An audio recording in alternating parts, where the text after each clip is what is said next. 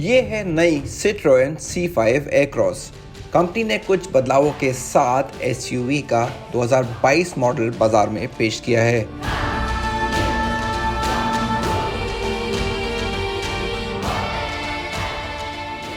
Premium mid size SUV segment में मुकाबला करने के लिए ये शायद ज़रूरी भी था।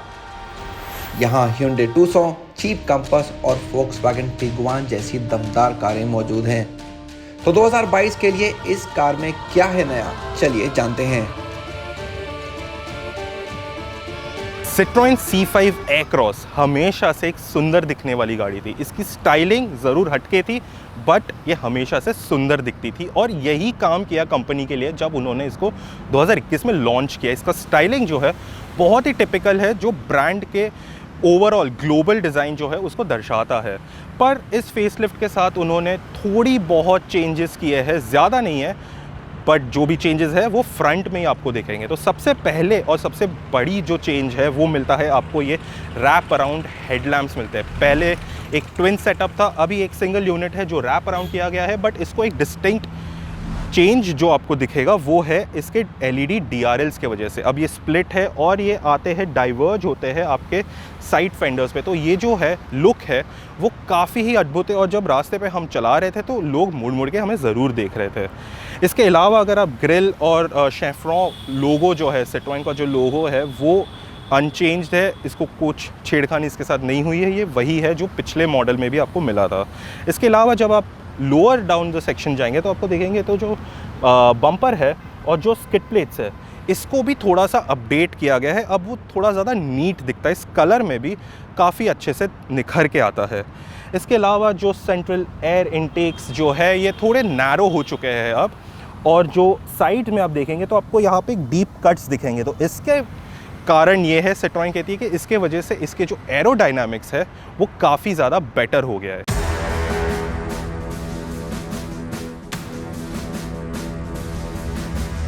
साइड और पिछले हिस्से की बात करें तो यहाँ आपको अलॉय व्हील्स और टेल लैंप्स पर नया लुक मिल जाएगा।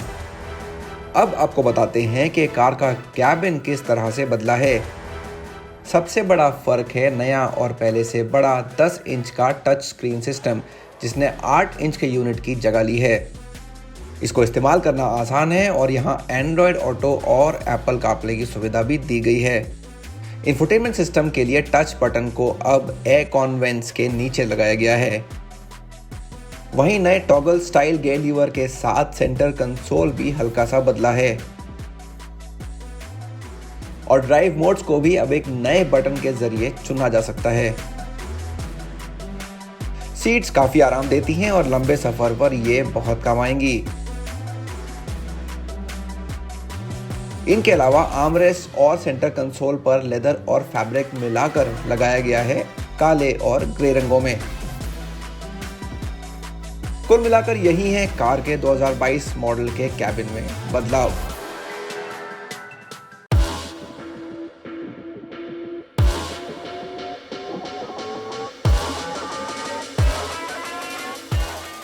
C5 Aircross पहले भी चलाने में मजेदार थी और अब भी ऐसा ही है।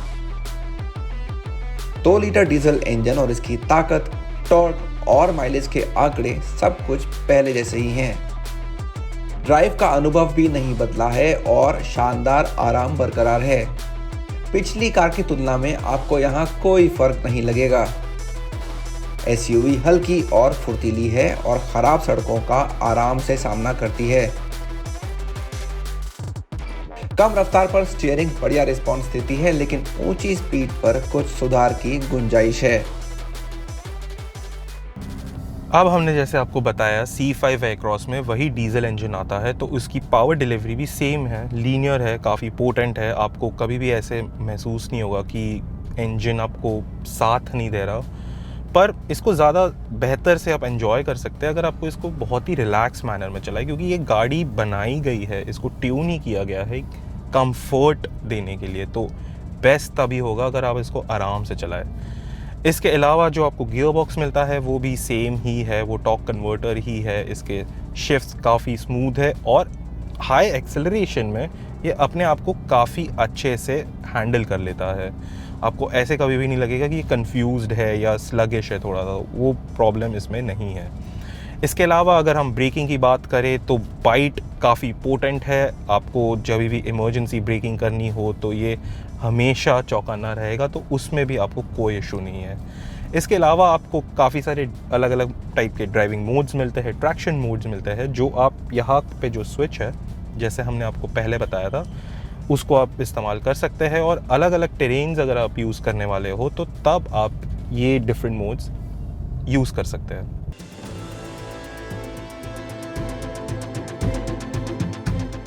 2022 C5 एक्रॉस को अकेला फीचर्स से भरा शाइन ट्रिम ही मिला है और सस्ते फील ट्रिम को बाजार से हटा दिया गया है। इससे ये सेगमेंट की सबसे महंगी कार बन गई है। टिगुआन भी इससे सस्ती है। वहीं नई टूसॉन और कंपास में चुनने के लिए कई वेरिएंट्स हैं। तो एक सीमित डीलर और सर्विस नेटवर्क के बावजूद क्या आपको ये कार लेनी चाहिए? C5 एक्रॉस अंदर और बाहर से बहुत बड़ी है और काफ़ी आकर्षित करती है। मज़ेदार ड्राइव और आरामदेह सवारी को देखते हुए इसकी ऊंची कीमत को काफ़ी हद तक नज़रअंदाज किया जा सकता है। इसके कई सारे फीचर्स को मिला लें तो C5 across premium SUV segment में एक बढ़िया विकल्प बनी हुई है।